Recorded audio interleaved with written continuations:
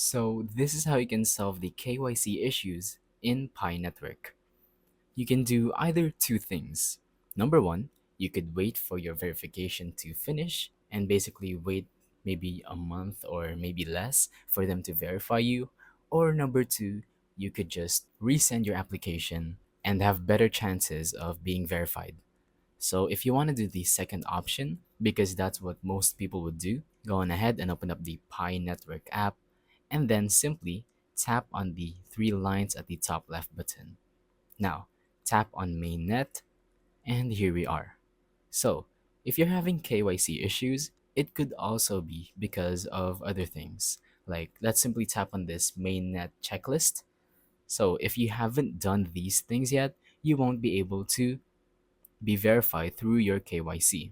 So make sure you have downloaded the Pi browser, created a wallet, and basically verified your wallet, and also you have to start lockup configuration. Now, if you're 100% sure that you did these things and you've already sent your KYC application and it's still not going through, like it's still not verifying, you could once again just submit your KYC application again.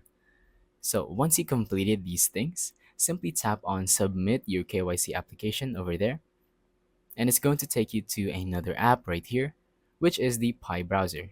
Once you download this, you're going to want to tap on that submit KYC application again and basically type in your details.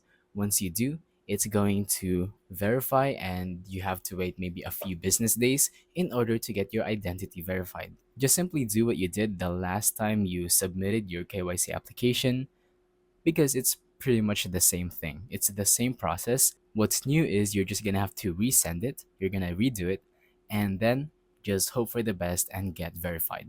So, yeah, that's pretty much all you can do. If you want, you could also contact their customer support by going here, back to the three lines, and then tapping on the support portal button. That's going to take you to their website, and there you can contact their moderators and have help there. So, yeah, that's about it for this video. Thank you for watching. Don't forget to leave a like, subscribe, and let us know in the comments down below if the tutorial worked or if you have any questions. Thank you and goodbye.